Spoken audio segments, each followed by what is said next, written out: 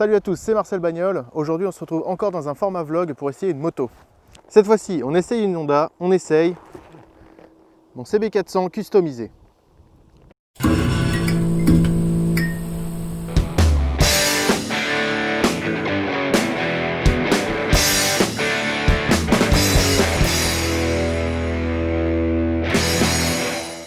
Alors comme vous pouvez le voir sur cette image, le CB400 d'origine ne ressemble absolument pas à ce que j'ai fait. En effet, pour ce qui est des modifications, on a le réservoir qui vient d'un CM400 qui m'a obligé à modifier légèrement les fixations du réservoir d'origine. Une selle qui vient de chez AliExpress pour pas très cher. L'ancien garde-boue avant que j'ai passé à l'arrière avec un petit feu café racer complètement typique. Idem pour les clignotants que j'ai modifiés. La boucle arrière qui a effectivement été modifiée à l'occasion. La plaque déportée sur le côté. Pour ce qui est des roues, des suspensions, de la fourche, tout est d'origine. Il y a juste sur la fourche où j'ai rajouté des soufflets. Le feu avant a été légèrement rabaissé et ravancé. Le garde-boue avant est en aluminium, basé sur la fixation originale du garde-boue. Et pour ce qui est du poste de pilotage, on a effectivement un poste de pilotage avec un compteur type mobilette et un autre petit compteur pour les lampes témoins classiques. À savoir le neutre, la pression d'huile, le témoin de plein phare et le témoin de clignotant. J'ai aussi rajouté un grand guidon beaucoup plus large et beaucoup plus haut que l'origine. Et surtout à l'avant, j'ai passé les clignotants sous le guidon qui donne un look très sympa. Et pour ce qui est du châssis, tout est d'origine. À savoir, les suspensions à l'arrière sont d'origine avec des points d'ancrage d'origine, les roues sont d'origine, les freins sont d'origine, la fourche est d'origine, histoire de ne pas avoir une préparation hasardeuse quand viendra le temps de rouler en dynamique. Et d'ailleurs, rouler en dynamique, il me semble que c'est ce qui t'intéresse. Allez, c'est parti. Allez. Hop. Hop. C'est bon.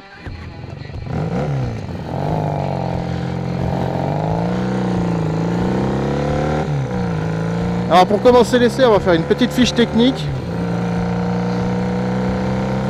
Alors, on va commencer par le moteur. Donc c'est un moteur de 400 cm3 calé à 360 degrés. C'est-à-dire que les deux pistons montent et descendent en même temps. Sauf que pendant qu'il y en a un qui est à l'admission, l'autre est à la compression. Non, est à la détente, pardon.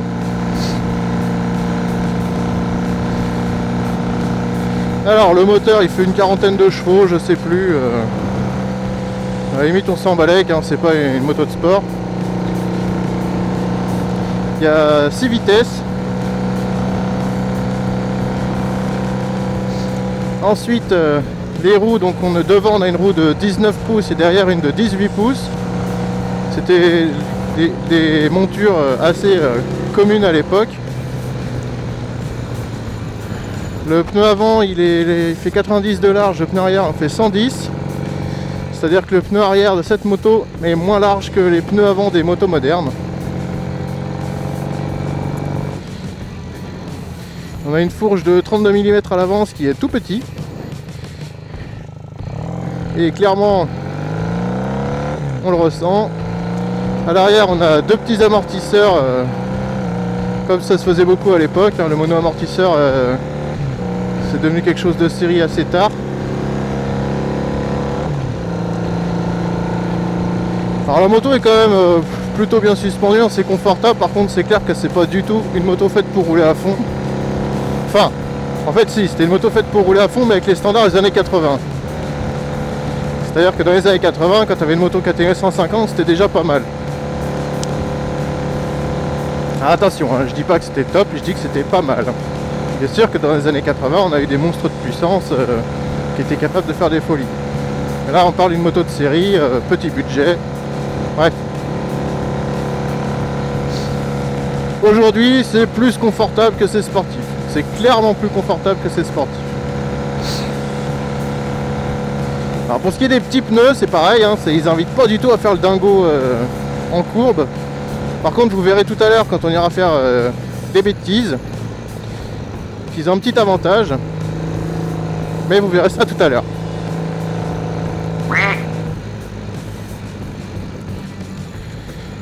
Alors pour ce qui est du freinage, donc on est dans les années 80, il n'y a pas d'ABS. Mais il faut dire qu'il n'y avait pas besoin, parce que il y a peut-être deux disques à l'avant, mais ils sont ridiculement petits, ils sont pas ventilés, ils sont rien du tout. Ils sont serrés par je crois, un seul piston de chaque côté, donc un étrier 2 pistons. Il y en a un de chaque côté, bien sûr, donc il y a 4 pistons qui serrent 2 petits disques ridicules. Ce qui fait que quand on freine, ça freine pas vraiment. Alors à faible vitesse, c'est pas très grave. C'est quand tu essaies de rouler vite que ça change tout.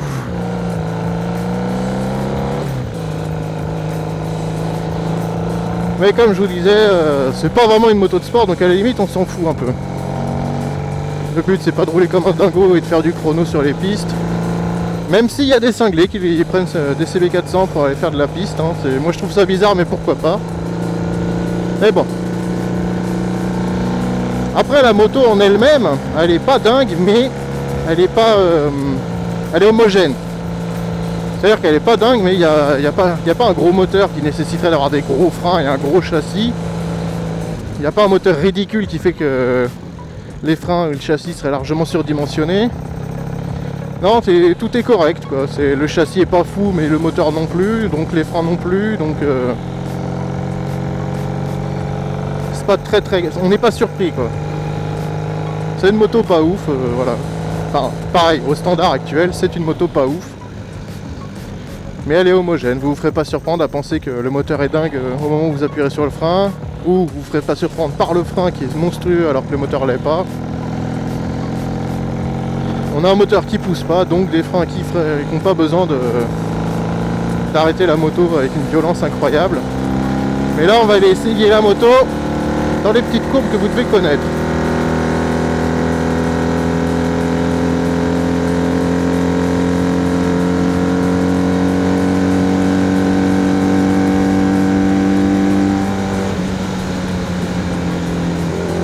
Pardon madame.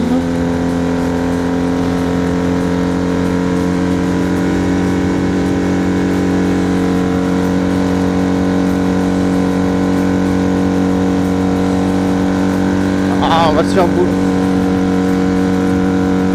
Et comme je vous disais, hein, le châssis n'invite pas plus que ça à la folie.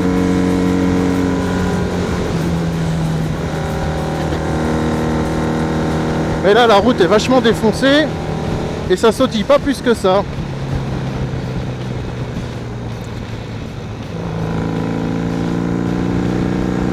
Et voilà, clairement le châssis t'essaye de prendre de l'angle comme un dingo, tu vas te foutre par terre, mais sur des routes déglingos, c'est confortable et ça tient quand même un minimum.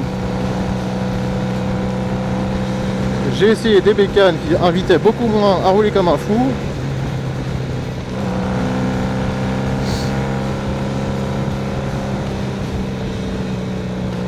Enfin bref.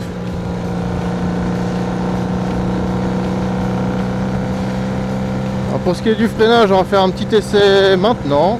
Ah bah non, on va pas faire l'essai maintenant. Voilà, pour le freinage, on va faire un petit essai en arrivant sur le rond-point. Maintenant, j'ai aucune idée à quelle vitesse j'étais. Et pour s'arrêter complètement, j'ai mis une longueur de 4 voies. Je vais être à 80 par là. Alors bien sûr, le freinage n'a pas d'ABS.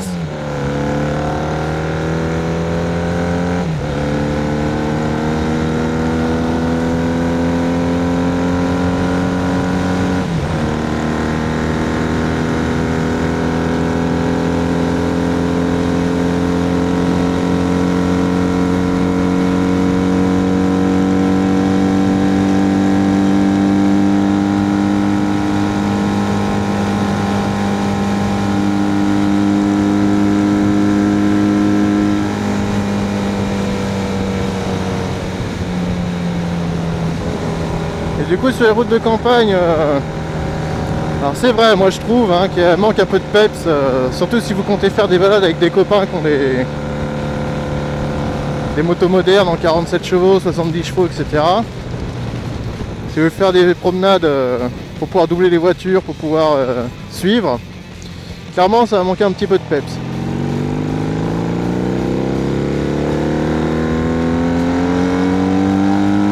Parce que là vous voyez, je suis quasiment à fond et on va pas se mentir, ça pousse pas plus fort que ça. Je sais pas si vous avez remarqué, il est toujours à 0 km/h. Alors rassurez-vous, hein, c'est juste qu'il y a une pièce qui a pété dans le compteur il n'y a pas longtemps et qu'il faut que je la change. La moto il donnait un petit 160 maxi je crois. J'ai pas vérifié parce que à cette allure là il commence à sacrément gigoter.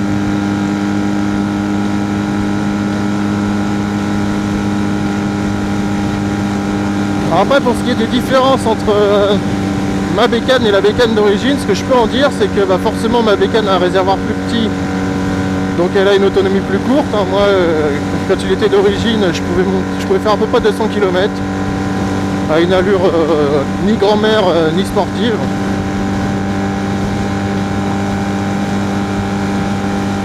Et on était assis un peu plus haut sur une selle qui était très carrée et qui avait tendance à scier les cuisses.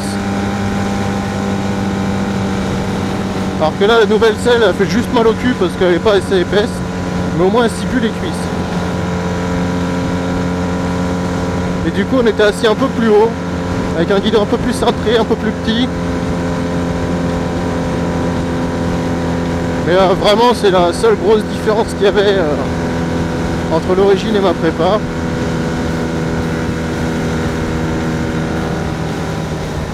Et puis il y avait un contour à l'origine. Moi ça m'intéresse pas les contours, puis c'est chiant à réinstaller.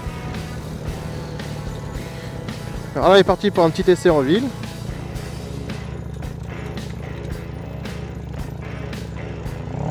Merde.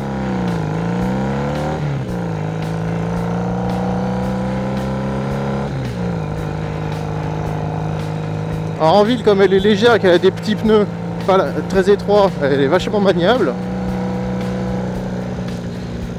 Salut les copains.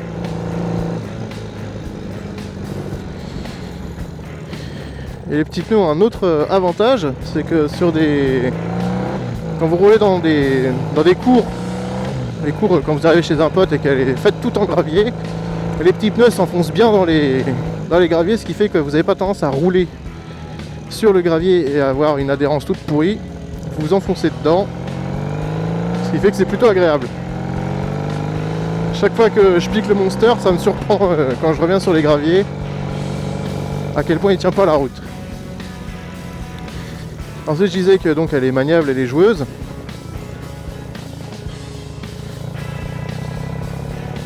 Et là vous voyez des dodanes. Et ça se coud absolument pas.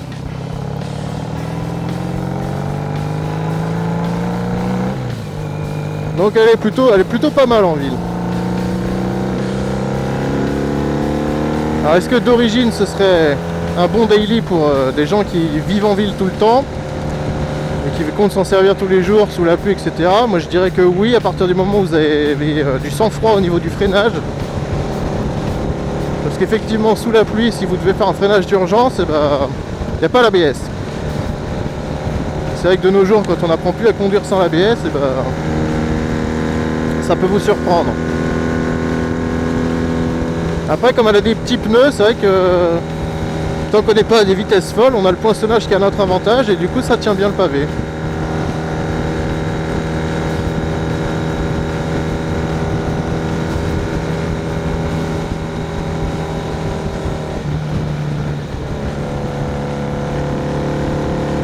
Ensuite pour ce qui est du duo. Alors le duo là par contre, on va pas se mentir, si vous faites plus de 60 kg et que la personne qui s'assoit derrière vous fait plus de 60 kg, ça va commencer à être compliqué. Parce que, la moto va commencer à avoir beaucoup de mal en côte. Elle aura quasiment pas de reprise, vous serez gaz en grand tout le temps et elle avancera quasiment pas. Alors pour ceux qui ont déjà essayé, c'est un petit peu comme quand vous faites du duo avec des 125 quand vous aviez 15 ans.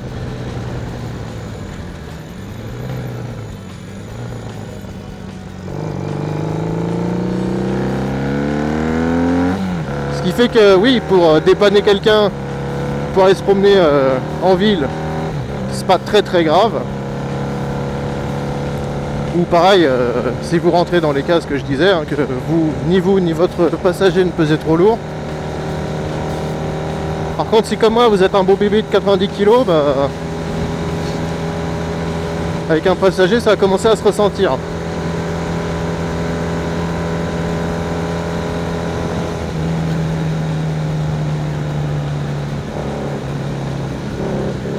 Après, est-ce que c'est une moto fun?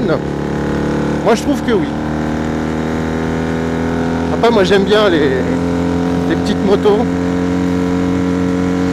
Justement parce que c'est léger et joueur.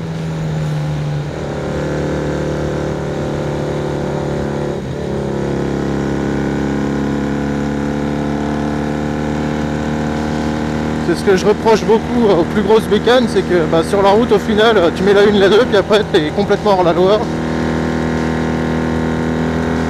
Et du coup t'as une 3, 4, 5 et une 6ème qui servent jamais à rien. À part sur la 4 voies pour consommer moins. Alors bien sûr j'exagère le trait, hein, vous avez bien compris.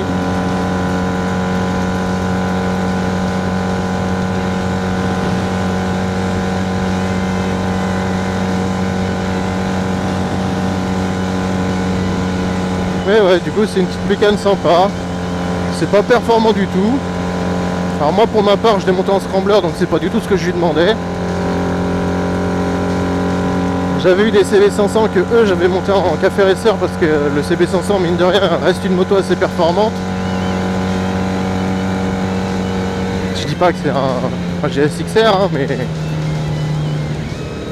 ça reste une moto, t'es pas ridicule sur circuit.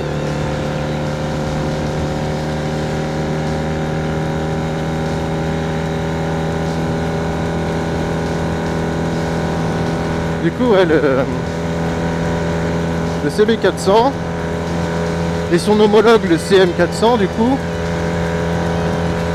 c'est deux petites bécanes assez sympas. Donc le CB il est roadster et le CM il est plus custom, donc avec les pieds plus en avant, un guidon plus haut, mais c'est quasiment 2 fois la même bécane.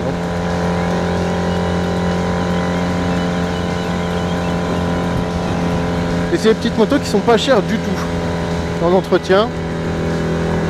C'est un moteur qui est pas hyper fiable, donc en fait non. Exactement le CB400, moi de ce que j'en ai lu un peu partout, puis de ce qui m'est arrivé personnellement, c'est un moteur qui est assez... c'est pas comme le CB500 justement. Le CB500 c'était un moteur où clairement tu pouvais en foutre plein la gueule tout le temps, tu pouvais tirer sur un seul cylindre, ça allait très bien. Le 400 c'est pas le cas. Le 400 c'est un moteur qui est vachement plus pointu. Ouais, ça peut paraître bizarre dit comme ça, hein, mais c'est un moteur qui est plus fragile. Si tu fais pas le gogol avec, c'est un moteur qui est très très fiable, qui cassera pas. Par contre, faut pas faire le fifou quoi. Parce que c'était un tout petit moteur. À l'époque, faut savoir que cette moto était vendue comme une moto dite super sport. C'est pas une blague. Parce qu'il faut se remettre dans les standards des années 90, hein, dans les années 80, pardon. Dans les années 80, une moto qui faisait 90 chevaux, qui était capable d'atteindre 250, ça n'existait pas.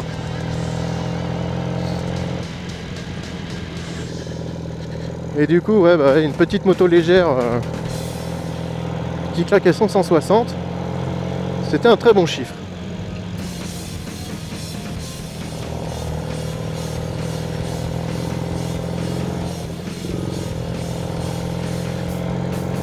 Allez, on est à nouveau en ville.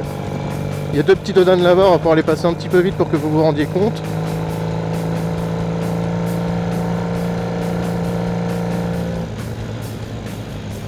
Hop. Ça passe bien, ça secoue pas, c'est... La moto on roule dessus.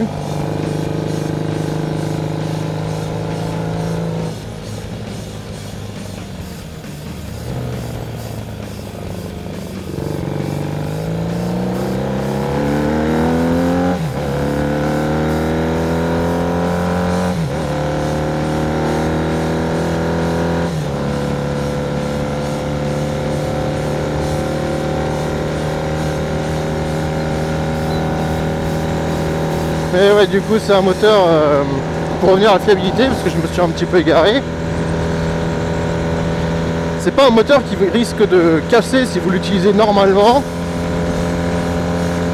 et si vous l'entretenez correctement, hein, c'est-à-dire la vidange tous les 5000. Vous pouvez probablement pousser plus loin, mais une vidange tous les 5000 ça fait pas de mal, ça coûte pas extrêmement cher sur ce genre de bécane. Une vidange tous les 5000, un filtre à huile tous les 10 000. Normalement, si vous vous en tenez à ça, le moteur devrait être assez d'accord pour enchaîner les milliers de kilomètres. Par contre, du coup, c'est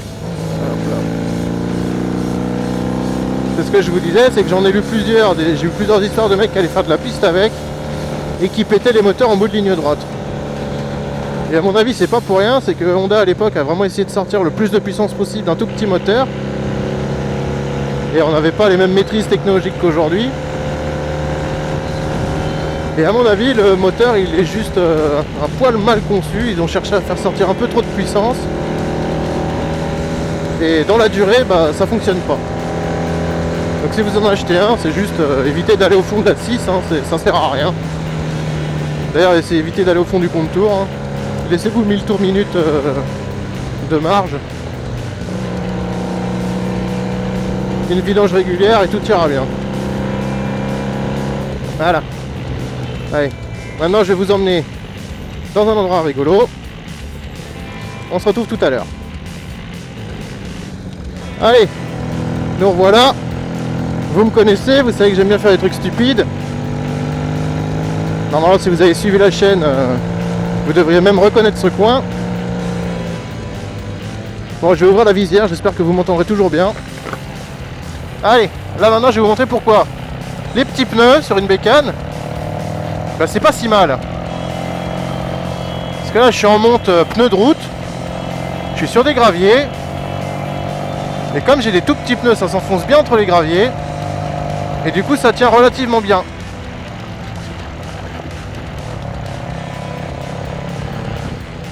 Alors je vous dis pas que ça en fait une moto de compétition pour faire du rallye, mais c'est la raison pour laquelle j'ai décidé de faire un scrambler plutôt qu'un café racer, parce que la moto s'y prête carrément mieux qu'un café racer.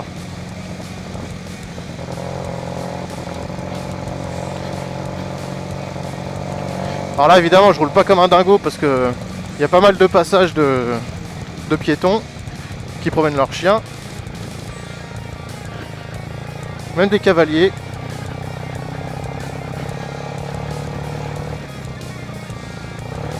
Alors bien sûr, quand on vient sur des chemins comme ça, on ne touche pas au frein avant si on n'est pas cramponné.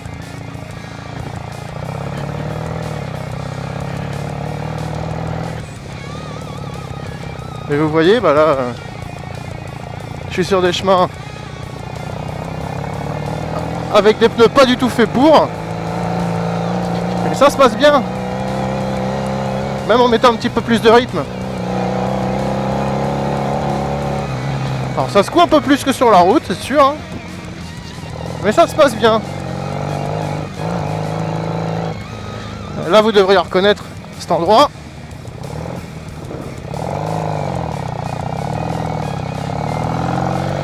Hop.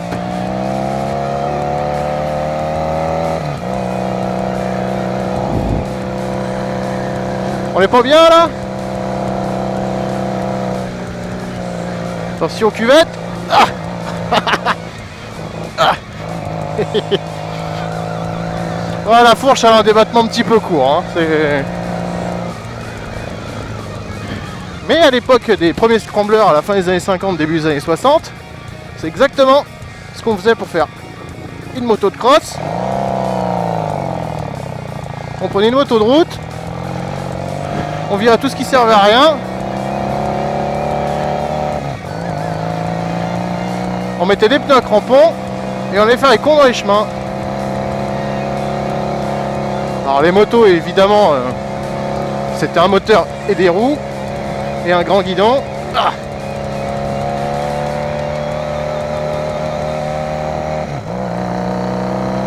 Mais en attendant, ça marche bien. Allez, hop. Beau gosse ou pas? Allez, on va se quitter là.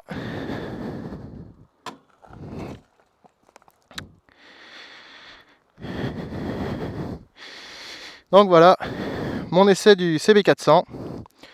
Alors si tu as d'autres questions par rapport à la préparation, ou si tu veux que je te fasse une vidéo par rapport au café racer, au scrambler et à toute cette nouvelle mode, t'hésites pas, tu te manifestes dans les commentaires. Si tu as des questions, pareil, hein, tu les poses dans les commentaires. Et ensuite, tu connais la chanson, hein, si ça t'a plu, tu mets le pouce bleu, tu partages, c'est très important de partager, et surtout, tu t'abonnes. Allez, sur ce bruit d'avion qui traverse les nuages, on va se dire salut, hein, abonne-toi.